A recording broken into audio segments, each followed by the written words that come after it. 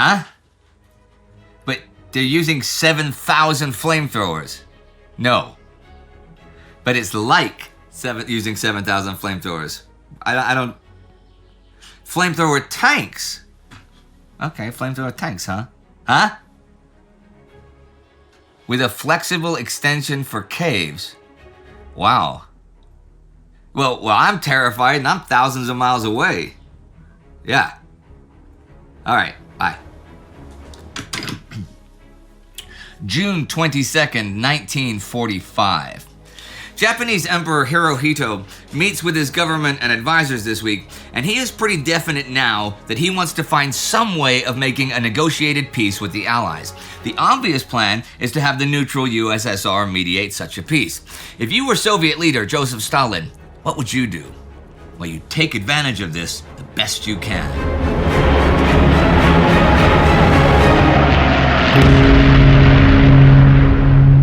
I'm Indy Neidell. This is World War II. Last week, the Australians started the Battle of North Borneo with landings on Brunei, taking Brunei town, as well as local islands. The Battle of Okinawa concluded with suicides and surrenders by the Japanese, and the last German-occupied part of Europe was occupied no more. Here's what follows. On June 18th, U.S. President Harry Truman meets with his advisors and the Joint Chiefs of Staff on strategy concerning Japan. Now, back on June 1st, he got a report from the Interim Committee with its unanimous recommendation that an atomic bomb be used on Japan as soon as possible to end the Pacific War. I've talked about the various options for defeating Japan a bunch before, but Okinawa has brought home the real possibility of over 1 million American casualties in an invasion of the Japanese home islands. However, some of the atomic scientists involved with the Manhattan Project are having serious doubts about what they have created. There is a committee on the bomb's social and political implications chaired by James Franck, the Nobel Prize-winning German physicist who fled the Nazi regime before the war. He wrote a report last week on the 11th that was sent to Secretary of War Henry Stimson concerning the seemingly limitless destructive power of the bomb and possible problems of international control. The advisability of an early use of nuclear bombs against Japan becomes even more doubtful, quite independently of any humanitarian considerations, because it would precipitate the race for armaments and prejudice the possibility of reaching an international agreement on the future control of such weapons. The possibility has been suggested, as we've seen, of having a demonstration of the bomb's power, but the Interim Committee says that's no good. We can see no acceptable alternative to its direct military use. We can propose no technical demonstration likely to bring an end to the war. Well, as I said, Truman and company meet the 18th. Truman sums things up by saying that, as he understands it, the consensus opinion is that they need to invade Kyushu. That's the only way to get unconditional surrender. William Leahy alone suggests the possibility of softening the unconditional demand. Stimson's Assistant Secretary of War, John McCluskey, thinks the idea of doing anything that would cause so many casualties fantastic and asks, why don't they just drop the bomb? But they can't really do that until they know such a bomb will actually work. So Truman endorses the Kyushu plan with the hope that the Army and Navy don't get into another Okinawa, dragged from one end of Japan to the other. However, though there's no formal decision to use the bomb yet, Truman has paved the way for it by not interfering in events. And in fact, he has come to the same conclusion as the Interim Committee, that it would take a shock, such as the atomic bomb, to force a real surrender from the emperor and his advisors. He also believes in the arithmetic, which may or may not be accurate since no one's ever blown up an atomic bomb, that dropping the bomb would save many times the number of lives, both American and Japanese, than it would take.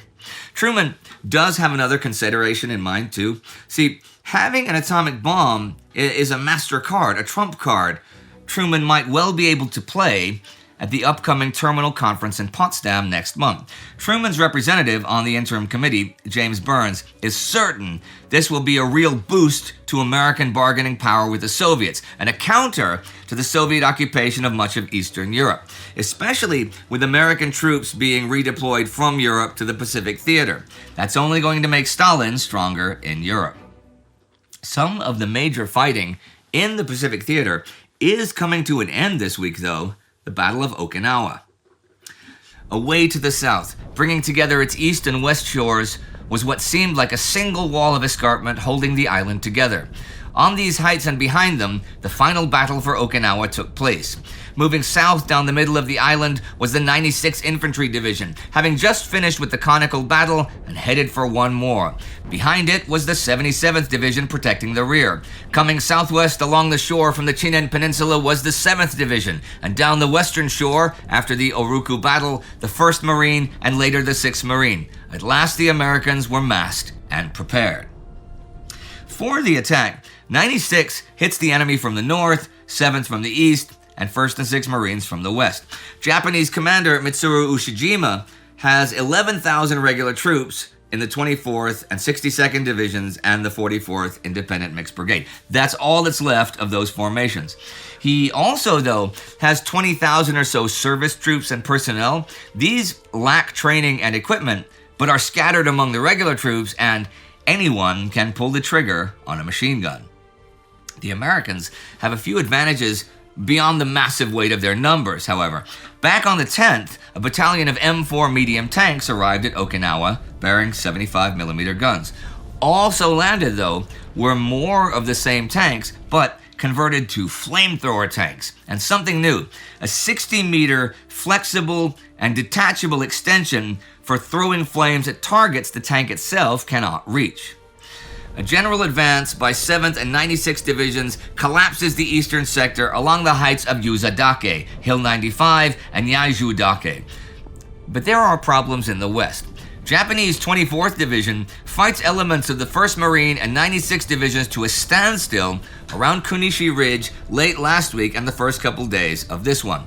Finally, the flamethrower tanks using 140,000 liters of gasoline on the ridges, caves, and crags makes the difference. And on the 17th, the Japanese at Kunishi Ridge give way. I should point out that a portable infantry flamethrower holds less than 20 liters of gasoline. So this is like using 7,000 of them. The Japanese after the 17th are giving way everywhere. They don't have food or medical care left, not really much artillery to speak of, communications are shot. On the 18th, American General Simon Bolivar Buckner is killed by Japanese artillery while visiting the front lines. Vinegar Joe Stilwell replaces him commanding 10th Army. In the 24 hours following Buckner's death, 2 other senior American officers are killed, actually. They are 22nd Marine Regiment Commander Colonel Harold Roberts and 96th Division Assistant Commander General Claudius Easley. Ushijima has, though, done what he set out to do: delay the American army by withdrawing and fighting all the way in the south of Okinawa. He dismisses his army the 18th, telling them to follow local commanders. Isamu Cho, his chief of staff, adds that they should see if they can fight their way to the north and join the guerrilla forces there. Still, the final 32nd Army Command Cave was so crowded with soldiers and civilian refugees that not even General Ushijima had a private space to himself. The staff officers were obliged to sleep in shifts in the few bunks that remained, or they stretched out on the ground in dirty passageways. The interior cavities of the limestone caves were fetid and damp. Water dripped from stalactites. The soldiers in the caves included hundreds of stragglers who had become detached from their units. Many were catatonic, staring blankly, wandering aimlessly through the caves. U.S. aircraft dropped napalm bombs along the ridge overhead, and personnel in the upper portions of the cave system succumbed to fire or smoke inhalation. On the 21st, the final Japanese headquarters on Hill 69 is overcome. That night, the 2 Japanese generals in the cave, Generals Ushijima and Cho, were served a special feast. Then, before daylight, dressed in full field uniform, with sword and medals, both men knelt on a clean sheet, faced north in the direction of Hirohito's palace in Tokyo, and committed suicide. In a final message, Cho had written, "I depart without regret, shame, or obligations." They are outdoors when they do this, on a ledge overlooking the East China Sea. After plunging daggers into their own midsections, they are beheaded by their officers. So, on June 22nd, the Japanese are defeated on Okinawa. That day, 10th Army Headquarters issues the report saying it's over. Operation Iceberg will be formally declared over on July 2nd, but mopping up will continue for a few weeks. The U.S. has lost 12,500 dead and 35,500 wounded. The U.S. Navy has had 36 ships sunk and 368 damaged, and 4,907 personnel killed, mostly in kamikaze attacks. The U.S. has also lost 768 planes. Japanese and Okinawan losses can only be described as horrific. As many as 120,000 military deaths, though likely around 100, and 42,000 dead Okinawans. Well, that's the low source. The Okinawan prefectural government estimates 94,000 Okinawans dead, and 60,000 of those in June after the Japanese retreat from Shuri. U.S. reports claim the Japanese have lost 7,830 planes, and they also lost the battleship Yamato, the world's largest. There are 10,755 Japanese prisoners taken, the first time a significant number allow themselves to be captured rather than killed. American command has to ponder that. Does that show a general weakening of discipline and morale? Or is the real takeaway the 100,000 soldiers, sailors, and pilots who chose to die rather than surrender? As Okinawa dragged on and on and on, Americans in general began questioning the strategy there. Questions abound all over the media about the high cost paid in blood. It is true, the public does not understand the logistical issues that limit the number of divisions that can be deployed or supported or even brought to the island battlegrounds, nor that the push to beat Germany limited reinforcements for the Pacific. So guys had to fight longer terms of action here. But people ask questions that are hard to answer. The U.S. already took the part of Okinawa that they needed to use and to control for later action, so why fight for the rest of the island for many more weeks?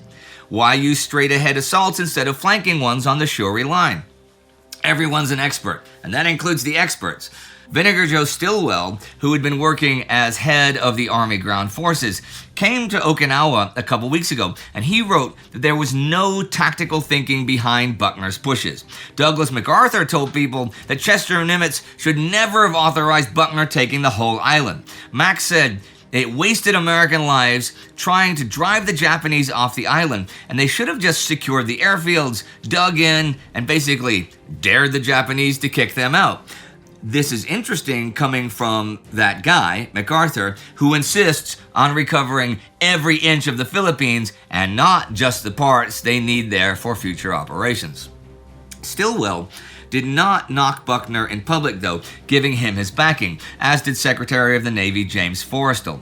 Stilwell, as I said, replaces Buckner in commander this week, at the end, as Buckner dies. But all these questions have given the Army yet another hit in terms of public perception. It's the U.S. Navy that is making hits this week over on Wake Island. On the 20th, Admiral R.E. Jennings in Task Group 12.4, featuring carriers Lexington and Hancock, and Cowpen, raids Wake Island. The group is heading west to join Task Force 38 and are here honing their skills on a real target.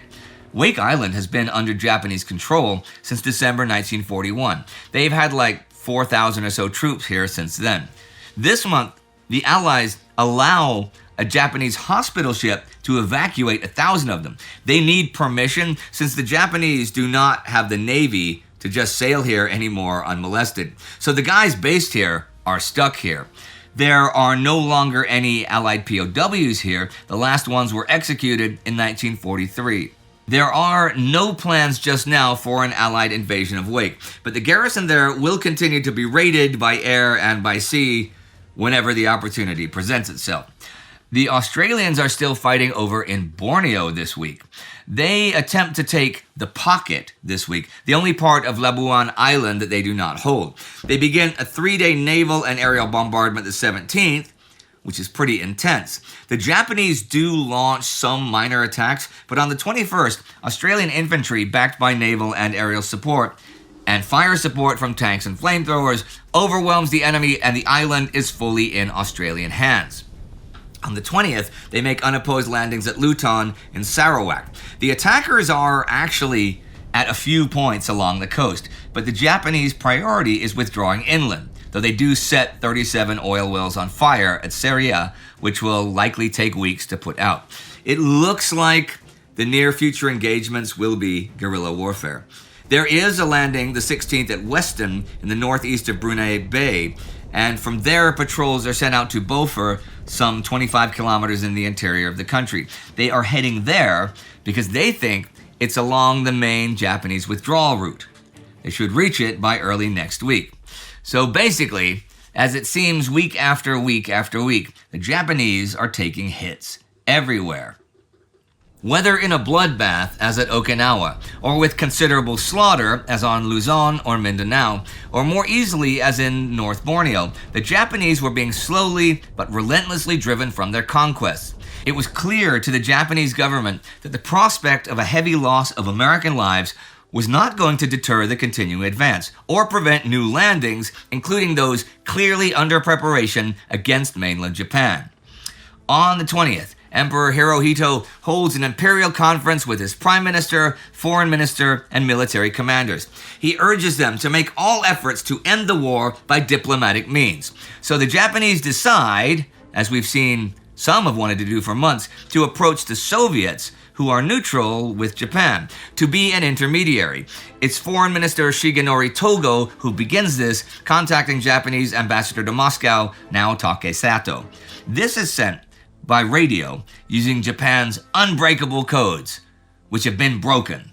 The Americans learn that while the Japanese do want peace with the US, they are not prepared to accept unconditional surrender, and this is not good enough for the US. And here, the week comes to its end.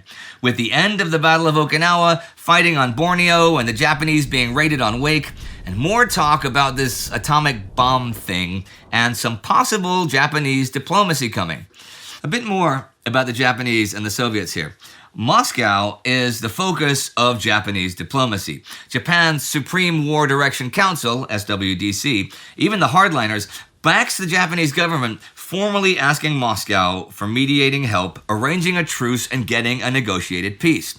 The Japanese ask the Soviets to receive former Prime Minister Fumimaro Konoye as diplomatic envoy. The Soviets do not reject this, but neither do they offer any responses which might seem encouraging. Soviet Foreign Minister Vyacheslav Molotov is, he's unavailable for meetings, and things have to be rescheduled. He finally tells Ambassador Sato that the USSR will reply to the Japanese request after the Potsdam Conference is finished and Joseph Stalin is back in Moscow.